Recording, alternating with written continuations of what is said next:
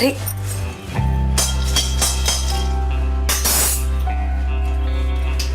पारुल, पारुल कब तक सोगी? अरे उठ भी जाओ बेटा, कितनी देर हो गई है। आके मेरी थोड़ी मदद कर दो। चलो भाभी, नाश्ता तैयार हो गया क्या? ढोकला तो बन गया है, पोहे को बस तड़का ही लगा रही है। करण का बादाम और दूध वो देखो वहां पे रखा है। भाभी थोड़ा जल्दी, उनको बहुत भूख लगी है। बस बस अभी हो गया, तुरंत हो गया।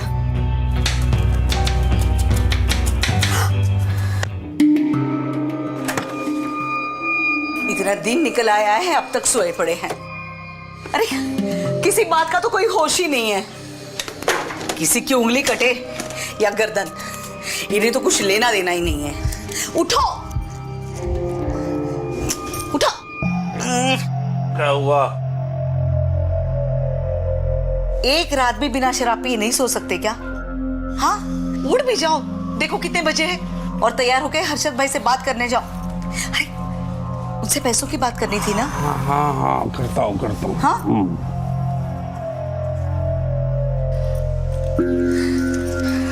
नौकरानी सी हालत बन के रह गई है मेरी।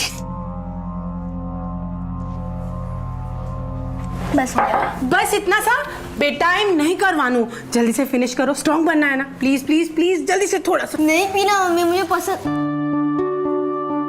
अरे बेटा तू आ गई? बेटा तू ही बोल इसे जल्दी से दूध फिनिश करने के लिए। करण जल्दी से दूध फिनिश करो। हाँ पी रहा हूँ। अरे वाह, कल से तेरी ड्यूटी। हाँ बदमाश। दीदी चॉकलेट बना। ये लो शैतान। बस एक। केटलो खाएशा मोटू। एक तो छुप छुप कर मैं आपके लिए चॉकलेट लाती हूँ और आप मुझे नाटक दिखा रहे हो। नहीं एक नहीं, मुझे और चाहिए। मैं जानता हूँ आपके पास और है। अरे नहीं है मोटू, सच में नहीं है, लेकिन मुझे चाहिए। अच्छा बाबा ठीक है, आज ना मेरे आईएएस के मॉक टेस्ट के रिजल्ट्स हैं, तो अगर मेरा रिजल्ट अच्छा आया तो मैं तुम्हारे लिए ना एक बड़ा सा चॉकलेट का डिब्बा लेकर आऊंगी। ठीक है चलो अब ट्यूशन जाओ। बाय करण। बाय। संभाली नहीं जाजे बेटा। बाय।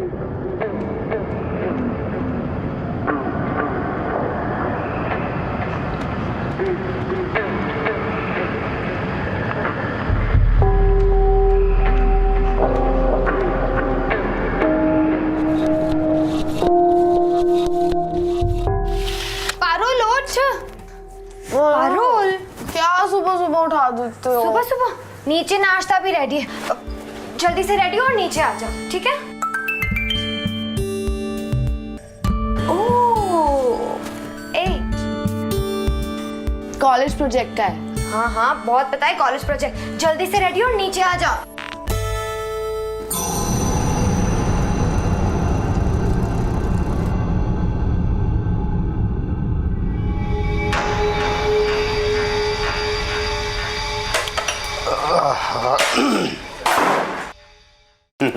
चाचू आपने नाश्ते से पहले वाली दवाई ली? अरे भूल ही गयो। खबर है छती। ये लीजिए आपकी दवाई और ये ठंडी चाय, जैसे आपको पसंद है। हमारी मालिनी एक नंबर, पढ़ाई में भी अव्वल और घर काम में भी अव्वल। और अब तो आईएएस ऑफिसर बनने वाली है। पढ़ी लिखी लड़कियों की बहुत डिमांड है। देखना इतने बड़े घर का रिश्ता लेके आती हूँ तेरे लिए। क्या चाची हमेशा शादी शादी और पैसा ही सब कुछ होता है क्या? मैं आईएएस ऑफिसर बनकर फिर देश की सेवा करूंगी। हाँ बहुत देश की सेवा करेगी। आईएएस बनते ही लव मैरिज और फिर पति की सेवा करेगी। अरे नहीं नहीं, लव मैरिज क्यों? हम लोग है ना अच्छा रिश्ता देख के ठाठ से तेरी शादी करेंगे। मुझे शादी नहीं करनी। वेरी गुड, मेरी शादी करा दो किसी हैंडसम अमीर लड़के के साथ प्लीज। हाँ हाँ इसी की शादी करा दो। मुझे ना लेट हो रहा है, मेरे मॉक टेस्ट के रिजल्ट्स हैं आज। अरे ऑल द बेस्ट तो बोलो, रिजल्ट है। All the best. Thank you. चलो बाय बाय। हाँ हाँ नाश्ता करी? करी दीदू। बाय।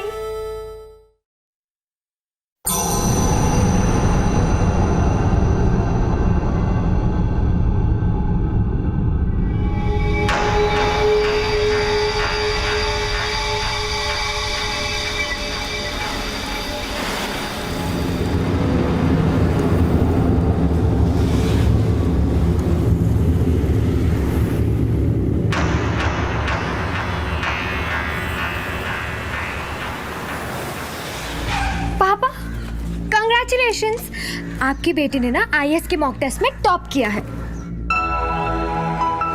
चलो चलो अब अंदर चलिए, सेलिब्रेट करना है, सबको मिठाई भी तो खिलानी है। चलिए पापा।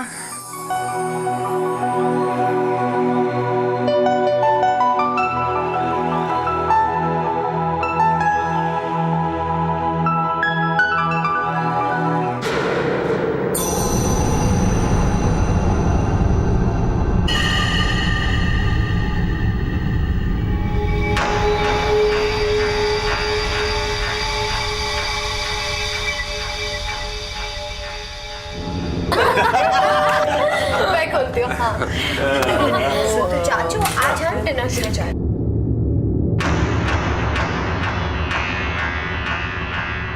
आज की पार्टी पता है गिफ्ट है। गिफ्ट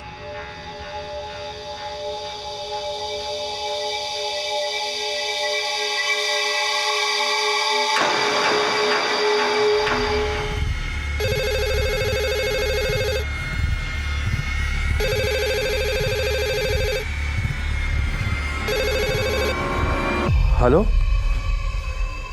हाँ हाँ, हर्षद तेरे लिए फोन है। हाँ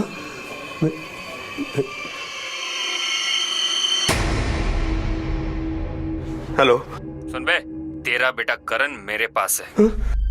अगर उसकी जान की सलामती चाहता है तो 2 दिन में 3 करोड़ रुपए का बंदोबस्त कर ले।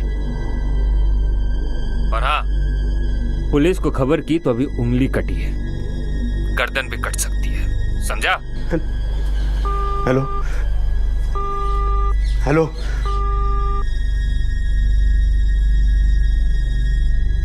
किसका फोन था?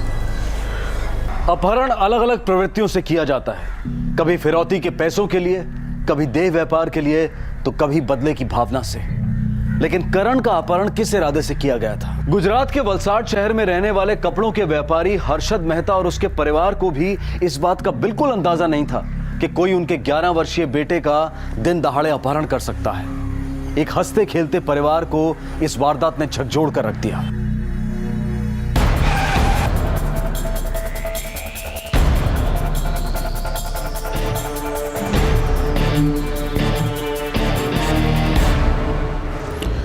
आपको किसी पे कोई शक, किसी से कोई जाती दुश्मनी?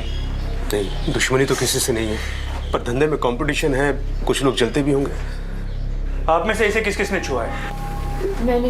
देवेन, इनके फिंगरप्रिंट्स ले लो, फिंगरप्रिंट्स एलिमिनेशन के लिए। अर्शद भाई, आपके परिवार में कौन कौन है? मेरी पत्नी हेतल, मेरे बड़े भाई हसमुख, शेफाली भाभी और 2 भतीजे हैं, मालिनी और पारुल। ठीक है, करण का एक लेटेस्ट फोटोग्राफ हमें दे दीजिए और थाने आकर आपको स्टेटमेंट देना होगा। जी भेज दो।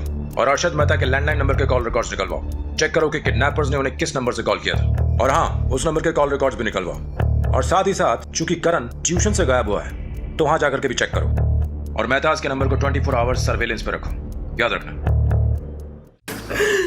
चाची प्लीज ऐसे मत रोइए, करण को कुछ नहीं होगा, बिल्कुल टेंशन मत लीजिए। चाचू है ना, वो कुछ ना कुछ करेंगे, और पुलिस भी तो है चाची, आप मत रोइए। पता नहीं किस हालत में होगा मेरा बेटा। करण को कितने बजे छोड़ा था? लगभग 11 बजे साहब। अकेले? कोई दूसरा बच्चा नहीं गया उसके साथ? नहीं साहब। 11 बजे के बाद आप क्या कर रहे थे? साहब 11 बजे के बाद करण के बाद वाले बच्चों को पढ़ा रहा था। आप चाहे तो बच्चों से पूछ सकते हैं साहब। देवेन। जी सर। ट्यूशन से घर तक का रूट चेक करते हैं, शायद किसी ने कुछ देखा हो।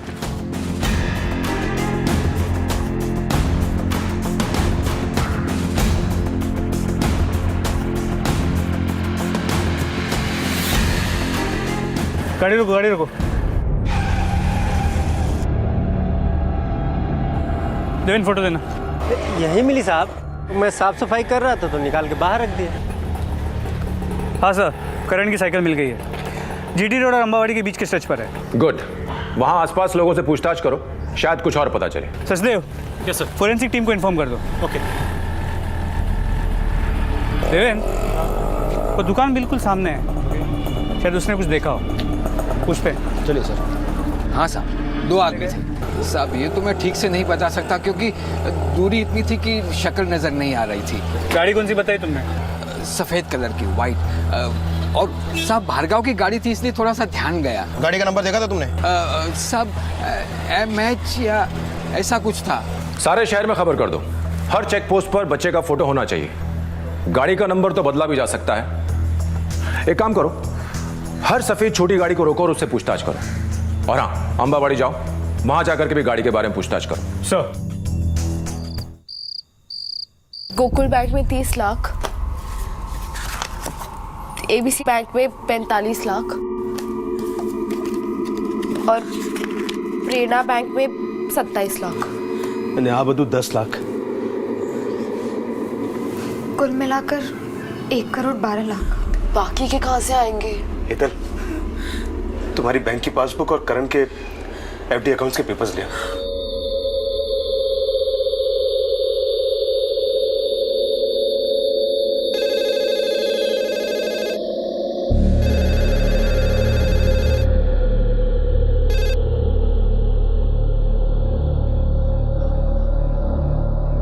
हेलो, पैसों का बंदोबस्त हुआ क्या? हाँ? तेरे पास 24 घंटे हैं। और हाँ, पुलिस के चक्कर में ज्यादा मत घुस, नहीं तो तेरा बेटा तुझे इंस्टॉलमेंट में मिलेगा। नहीं देखो, हेलो हेलो, क्या बोले? अगर पैसों का इंतजाम जल्दी नहीं किया तो करण को... नहीं, ये लीजिए, ये सब कुछ भेज दीजिए। अब घर बेच दो, गाड़ी बेच दो, दुकान बेच दो, लेकिन मुझे मेरा बेटा वापस चाहिए। बहुत मिन्नत के बाद मिला है मुझे मेरा बच्चा। अब बोलिए ना, मेरा बेटा मुझे वापस मिलेगा ना? दिन रात शराब पीने के अलावा आपके पास और कुछ काम है? नीचे देखा नहीं क्या चल रहा था? हाँ, अरे अपने बेटे की खातिर घर बेच रहे वो लोग। अगर घर भी चला गया तो हम लोग कहाँ जाएंगे? वैसे हम जॉइंट फैमिली है ना? तो हमसे नहीं पूछना चाहिए था उन्होंने? हमसे कोई मशवरा नहीं करना चाहिए था? याद है आपको, पिछली दफा जब आपने घर के पैसों के लिए उनसे पूछा तो उन्होंने साफ मना कर दिया, कहने लगे पैसे नहीं है।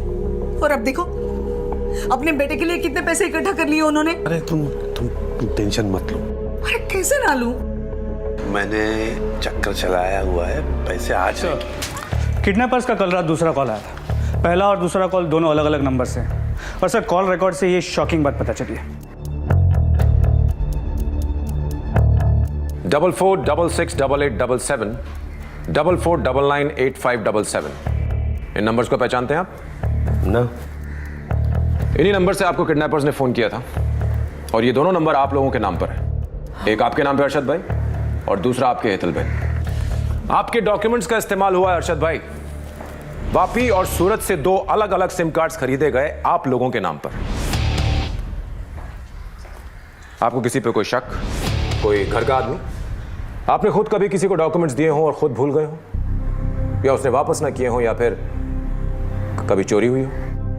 डॉक्यूमेंट्स का तो पता नहीं, लेकिन घर में चोरी हुई थी तकरीबन 1 महीना पहले। हम लोग सब खाना खाने के लिए बाहर गए हुए थे, घर में आए तो पीछे का दरवाजा खुला हुआ था। ताला कमजोर था, इसके लिए शायद टूट गया होगा। ज्यादा पैसे चोरी नहीं हुए थे, इसके लिए कंप्लेंट भी नहीं करवाई। अगर इनकी बात सच माने तो चोरी तो हुई है, लेकिन सिर्फ पैसों के लिए नहीं, और डॉक्यूमेंट चुराने के पीछे कोई ना कोई मकसद जरूर है। इसलिए शायद सिर्फ 5-1 हज़ार रुपए चुराए ताकि किसी को शक ना हो। एक बात तो है सचिन, किडनैपर्स ने प्लानिंग बहुत कड़क की है। सबसे पहले उन्होंने मेहताज के घर पर नजर रखी, उसके बाद करण के आने जाने का रास्ता नोट किया, डॉक्यूमेंट चुराए और उसके बाद सिम कार्ड्स बनवाए ताकि कोई किडनैपर्स तक पहुंच न सके। सर, वो ट्यूशन मास्टर कितना सच बोल रहा था। वो पूरा दिन काम में रहता है, सुबह में स्कूल और दोपहर से रात तक बच्चों को ट्यूशन पढ़ाता है।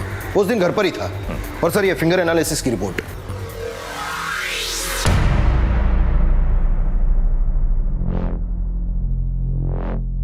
वो उंगली करण की थी ही नहीं, ये तो किसी मरे हुए बच्चे की जो लगभग 7 दिन पहले मर गया होगा। एक काम करो, मेहता को इन्फॉर्म करो और एक टीम भेजो। शहर में जितने भी मुर्दाघर, कब्रिस्तान और शमशान भूमि है, वहां जाकर के इस कटी हुई उंगली के बारे में पूछताछ करो। अगर कटी हुई उंगली है तो लाश भी कहीं ना कहीं जरूर होगी। Yes sir. अरे मनसुख भाई, अब दोस्तों का ऐसा करोगे? धंधे में कोई किसी का सगा नहीं होता है। ये बात आप मुझसे बेहतर जानते हो। तुम्हें 3 लाख रुपए दे चुका हूं ना घर के, बाकी के 72 भी दे दूंगा यार। यार थोड़ा टाइम दे और भरोसा रख, चक्कर चलाया है ना मैंने, हो जाएगा। हेलो, तुम्हारे दरवाजे पे और एक तोहफा रखा है, खोल के नहीं देखोगे क्या?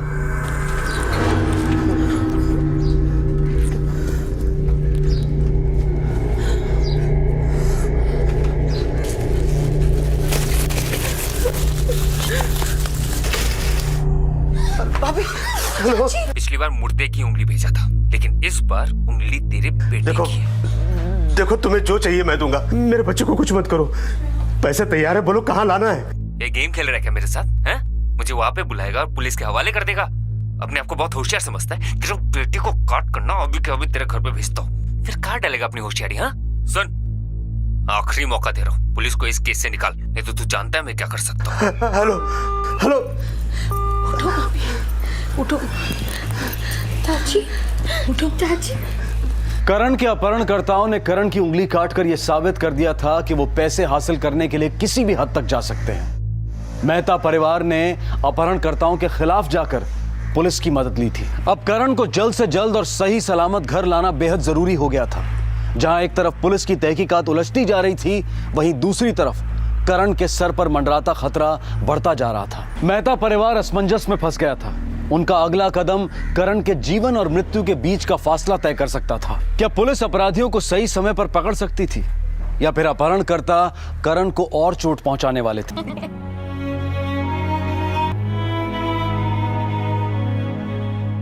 चाचू, चाचू ये किडनैपर्स कुछ भी कर सकते हैं।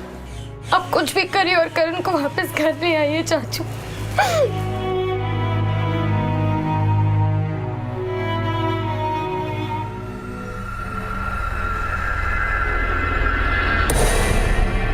सर, मेहता के घर फिर से एक कॉल आया। इस बार जिस नंबर से फोन आया वो पारुल मेहता के नाम पे रजिस्टर्ड है। पैटर्न मैच होता है, यानी कि ये भी किडनैपर्स का कॉल है। सर हो सकता है किडनैपर परिवार में किसी को जानता हो, घर का कोई सदस्य जाने अनजाने उसे इन्फॉर्मेशन दे रहा हो सकता है। इंस्पेक्टर रवि शाह है। इंस्पेक्टर साहब। बोलिए अर्शद भाई। वो करण मिल गया है, अपनी मासी के यहाँ बैठकर मजाक कर रहा था। वाकई मासी के घर पर था या फिर? नहीं सर, मैं झूठ क्यों बोलूँगा। दरअसल आपसे ये कहना था कि हमारा FIR विड्रॉ कर लीजिए। खामखा आप लोगों को हमारे लिए तकलीफ उठानी पड़ी, उसके लिए मैं माफ़ी चाहता हूँ। सचिन कुछ गड़बड़ लग रही है। अर्शद भाई का फ़ोन था, कह रहे थे कि FIR विड्रॉ करनी है। करण मासी के घर पर था, मिल गए। मुझे लगता है इसे धमकाया गया है। एक काम करो, तुम अर्शद भाई के परिवार के हर सदस्य पर सर्विलेंस लगाओ। सर। कहाँ जा रहे हो तुम लोग? चाचू, मैं कॉलेज जा रही हूँ और दीदी का कोई कहीं नहीं जाएगा। एक बेटा खो चुका हूँ, बेटियां नहीं खोना चाहता। दीदी का आज IAS का प्रीलिम का एग्जाम है। वो काफी सालों से इसकी तैयारी करी है। आज अगर नहीं गई तो पूरा 1 साल वेस्ट हो जाएगा। आप लोग क्या चाहते हो? किडनैपर के डर से हम घर पर हैं, एग्जाम तक ना दें? सर, मेहता परिवार के हर मेंबर पर सर्विलेंस लगा दिया गया। और उस गाड़ी के बारे में पता चला जिसमें बच्चे को किडनैप किया गया था? नहीं सर, किडनैपर्स की गाड़ी का कुछ पता नहीं चल रहा है। हर जगह से नेगेटिव रिपोर्ट सी आ रही है। हो सकता है गाड़ी का हुलिया बदल दिया गया हो, उसे रंग दिया गया हो शायद। एक काम करो, गैराजेस में जाके चेक करो। जी सर।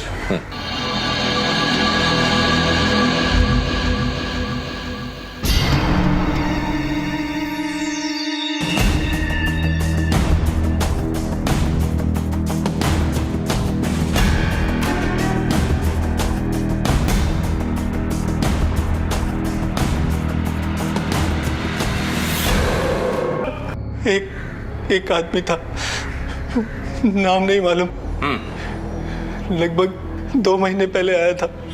एक बच्चे की उंगली चाहिए थी, 1000 रुपये मिलेगा। लेकिन मैं आपको बताऊंगा कैसे? शनिवार को फिर से वापस आऊँगा। वो हर शनिवार को आता था शाम को पता करने के लिए। साहब 2 हफ्ते पहले एक बच्चे की लावारिस लाश आई थी। बस स्केच आर्टिस्ट को बुलाओ। सर। साहब 2 दिन पहले एक गाड़ी आई थी और वो गाड़ी वाइट कलर की थी। साहब गाड़ी वो महाराष्ट्र की नहीं, गुजरात की थी। तुम उसे पहचान सकते हो? जी सर। तो एक काम करो, मेरे साथ थाने चलो। स्केच आर्टिस्ट के साथ बैठ के तुम्हें उसका स्केच बनवाना पड़ेगा। Okay sir.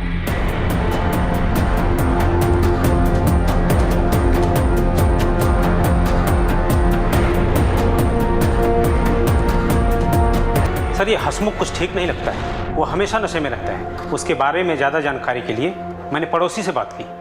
नहीं साहब, एक दो बार गुजरते हुए मैंने देखा दोनों भाई आपस में लड़ रहे थे। अच्छा, जब पिछली बार पैसे मांगे थे तब भी तुमने मना कर दिया था। नहीं थे तो मना किया था ना भैया, ऐसा तो नहीं है कि आपको हर बार मना करता हूँ पैसे। हर्षद एक काम करते हैं, ये रोज रोज का झंझट खत्म करते हैं, प्रॉपर्टी का बंटवारा कर लेते हैं। झगड़े के बाद हसमुख ने अपने परिवार के लिए एक नया घर बुक किया है, लेकिन अब उसके आगे के पेमेंट के लिए उसके पास पैसे नहीं है। ये हसमुख सीधा आदमी नहीं लगता है और इसके पास स्ट्रांग मोटिव भी है किडनैपिंग करने का, पर सिर्फ शक के बिना पर हम इसे पकड़ नहीं सकते। सर ये स्केच मैकेनिक के डिस्क्रिप्शन के हिसाब से बनाई है और ये शमशान वाले बंदे के हिसाब से। एक बात बताओ, किडनैपर्स का कोई और कॉल आया? No sir. वलसाड के हर पुलिस स्टेशन, हर चेक पोस्ट और हर ट्रैफिक पुलिस में ये दोनों स्केचेस भेज दो। और हाँ, गाड़ी के बारे में जो नई जानकारी मिली है वो भी भेज दो। हमें इन दोनों को किसी भी कीमत पर पकड़ना है। सर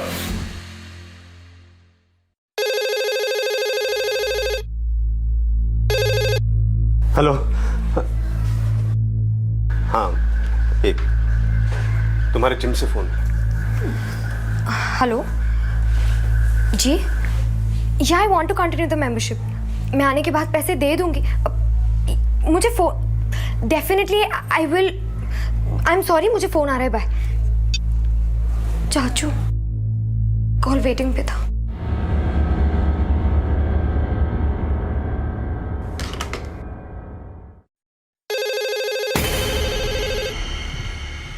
हेलो, देखिए आपने जो जो कहा था मैंने वो किया।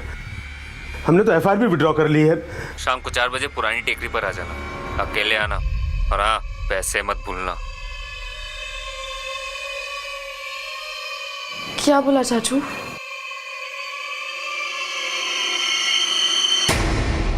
सर एक और कॉल, नंबर शेफाली मेहता के नाम पर है, स्विच ऑफ है।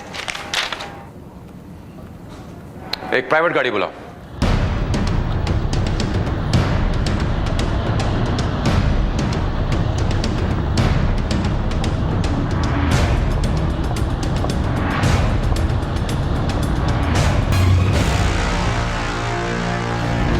सब ठीक हो जाएगा, सिर्फ फोन करना, अपने को पैसा आ जाएगा। बच्चा किधर है? अबे यहीं पर था, सोया हुआ था, मुझे नहीं मालूम अभी खड़ा क्या है थोड़ी से? हाँ। बॉस,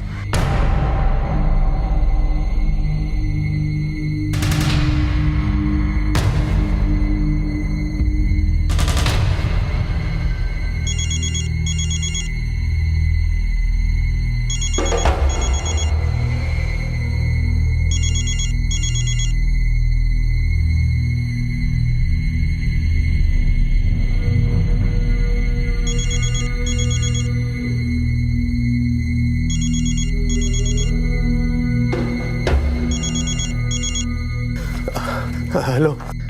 सुन, सबसे पहले अपना फोन निकाल के फेंक दे। हाँ। जैसा मैं कह रहा हूँ वैसा सुन। ये छोड़ दिया। अब तेरी दाईं तरफ देख, एक छोटा रास्ता मिलेगा, वहां से ऊपर आ जा। नीचे की तरफ तुझे एक बाइक मिलेगी, चाबी उसमें लगी है।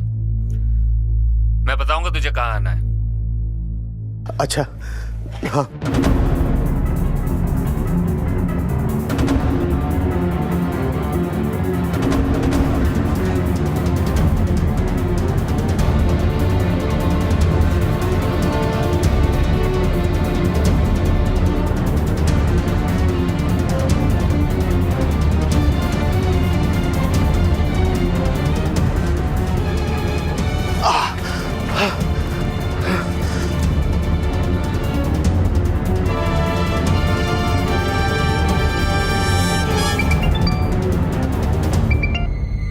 हेलो। बाइक स्टार्ट कर, 1 किलोमीटर आगे जा, वहां पे एक केले का खेत मिलेगा, वहां पे रोक, मैं वहीं पे मिलता हूँ तुझसे। Nothing sir. सर कुछ नहीं मिला।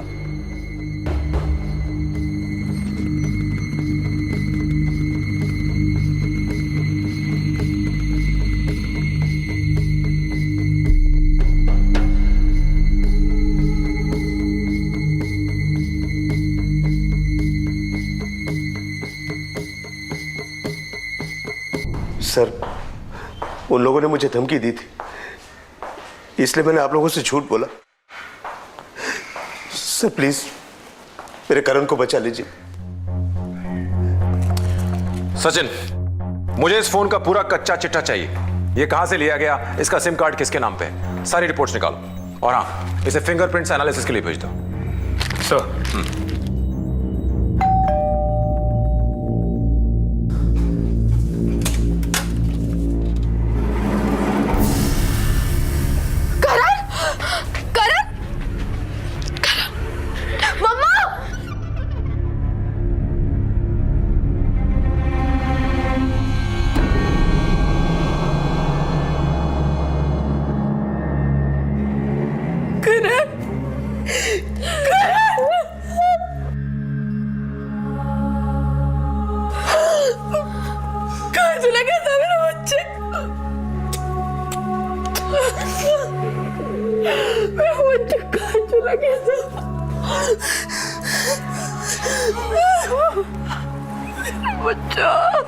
बेटा, अंकल को बताओगे आप, आपको कौन ले गया था, कहाँ ले गए थे? मैंने कभी किसी को देखा नहीं। मेरे साथ 2 अंकल रहते थे। एक अंकल हमेशा मारते थे, वो बहुत गंदे थे, और दूसरे अंकल वो भी गंदे थे, और कभी कभी तीसरे अंकल आते थे, वो तो सबसे गंदे थे। उन्होंने बोला कि काट दो इसकी उंगली। अच्छा बेटा, वो इस तीसरे अंकल के बारे में कुछ बता सकते हो? उनका नाम सुना था?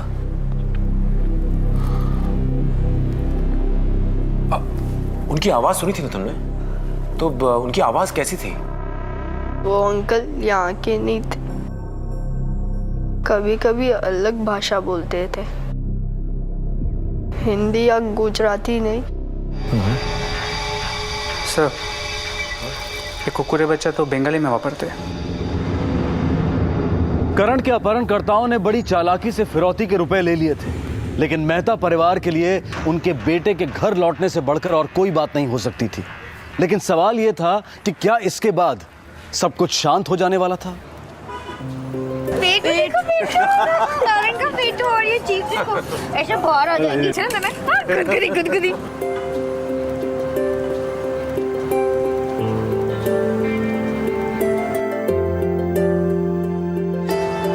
अरे बेटा रुको, मैं ले जाता हूँ। आ जाओ करण, तुम बैठो बैठो। भाई खाओ खाओ, तुम लोग खाओ, आओ बेटा। मैं जाता हूँ, आओ बेटा, आ जाओ। अर्षद, पकड़ से, अर्षद, अर्षद, अर्षद।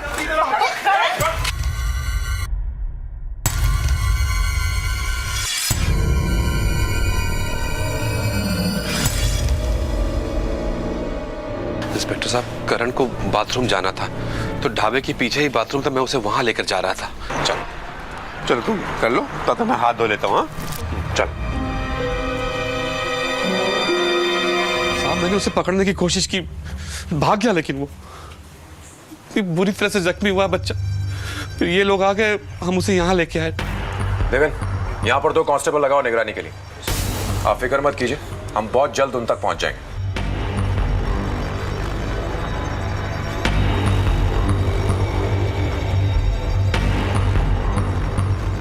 करण किडनैप होता है, वापस लौट कर आता है। उसके बाद वो हमसे उस बंगाली बोलने वाले किडनैपर के बारे में खुलासा करता है, और ठीक उसके बाद उस पर जानलेवा हमला होता है। और हमला भी ढाबे पे होता है। इसका मतलब उसे पहले इंफॉर्मेशन मिल गई थी कि पूरी फैमिली डिनर के लिए ढाबे पे जा रही है। राइट।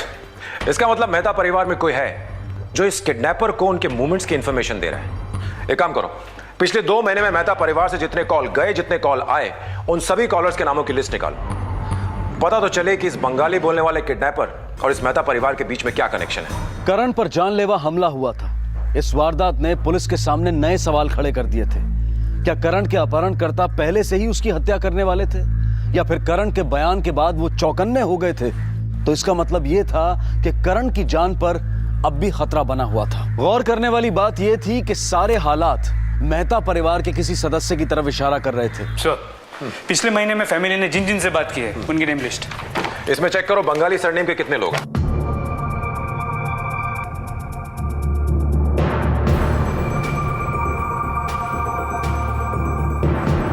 मेरी वाली लिस्ट में सिर्फ एक ही नाम निकला है, भौमिक दास, और इसने सिर्फ एक ही बार कॉल किया है। सर मेरी लिस्ट में एक भी नाम नहीं है। तो मेरी लिस्ट में एक नाम है, संजय चटर्जी।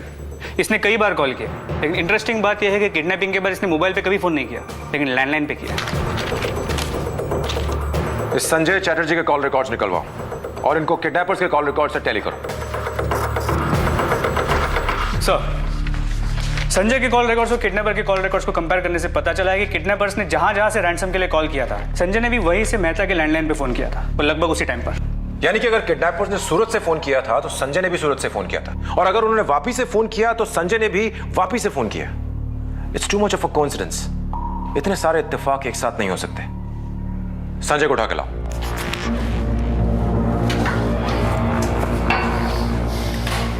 और संजय भाई, क्या करते हो आप? जिम ट्रेनर हूँ, पिछले 4 साल से यही काम कर रहा हूँ। अच्छा, आप बताओ कि पैसे कहाँ रखे? कौन से पैसे? वही जो तुमने हर्षद मेहता से लिए, उसके बेटे के अपहरण के। पहचानते हो इस आवाज को? ये क्या बकवास कर रहे हो? भूल गए इतनी जल्दी? अब तुझे बेटा याद है? नहीं, बस करण, ये बेटा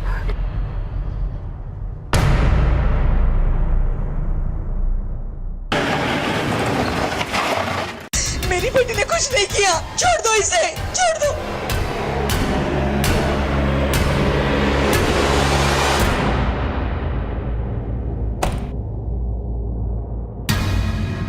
मेरी और संजय की मुलाकात जिम में हुई थी। देखते ही देखते हम दोनों एक दूसरे के करीब आए। संजय एक लोअर मिडिल क्लास फैमिली से बिलोंग करता है। मेरे परिवार वाले कभी नहीं मानते हमारी शादी के लिए। हमारे पास सिर्फ 2 ऑप्शन थे, भागकर शादी करना, वरना किसी भी तरह संजय के पास बहुत सारे पैसे आए ताकि वो मेरा हाथ मांग सके। मुझे पता था चाचू अपने बेटे के लिए कुछ भी कर सकते हैं, इसलिए मैंने ये प्लान बनाया। संजय के जिम में अजीब अजीब तरह के लोग आते थे, उसी के जरिए अतुल और बेटे का कांटेक्ट मिला। कई बार मैंने परिवार वालों के सामने संजय से बात की, कोड वर्ड में। तुम्हारे जिम से फोन? हेलो जी, yeah I want to continue the membership. Membership continue रखने का मतलब था कि प्लान कंटिन्यू रखना है। सब कुछ सेट था, लेकिन फिरौती के पहले करण वापस घर आ गया। पर उस दिन करण ने सबको बता दिया कि किडनैपर बंगाली में बात करता था। कभी कभी अलग भाषा बोलते थे। कुकुरे बच्चा। अब हमारे पकड़े जाने का भी ज्यादा डर था, इसलिए मैंने करण पे हमला करवाया। Perfect plan. बच्चा भी घर वापस आ गया और तुम्हें तुम्हारे पैसे मिल गए। पर किस्मत का खेल देखो।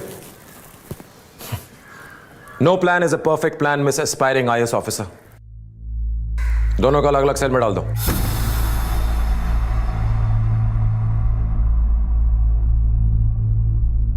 भारत में हर साल तकरीबन 50,000 अपहरण के केसेस दर्ज होते हैं और लगभग हमेशा अपहरण का मोटिव पैसा ही होता है। इस केस में भी मोटिव पैसा ही था, लेकिन चौंकाने वाली बात यह थी कि अपहरणकर्ता परिवार का ही एक सदस्य था। तो क्या आज हम ऐसे समय में आ गए हैं जहां रिश्तों के कोई मायने नहीं है? जिस दिन मालिनी अरेस्ट हुई उसी दिन मालिनी के UPSC के प्रिलिमिनरी एग्जाम का दूसरा पेपर था। एक IAS अफसर बनने की महत्वाकांक्षा रखने वाली लड़की आज प्यार के जुनून और पैसे के लालच के कारण एक क्रिमिनल बन चुकी थी। जब माता पिता आपके प्रेम संबंध के खिलाफ होते हैं तो आपस में बैठकर बातचीत करके प्रॉब्लम को सॉल्व किया जा सकता है, लेकिन मालिनी ने ऐसा कुछ नहीं किया। अगर उस पर दबाव डाला जा रहा था तो वो कानून की मदद लेकर संजय के साथ शादी कर सकती थी, लेकिन ऐसा भी नहीं हुआ। मालिनी ने सिर्फ अपने स्वार्थ की वजह से एक संगीन जुर्म को अंजाम दिया और उसकी सजा आज उसे भुगतनी पड़ रही है। मालिनी और उसके साथियों पर IPC की धारा 364A के तहत किडनैपिंग फॉर रैंसम और धारा 307 के तहत अटेम्प्ट टू मर्डर के चार्जेस लगाए गए हैं और जल्द ही उन्हें सजा मिलने की उम्मीद है।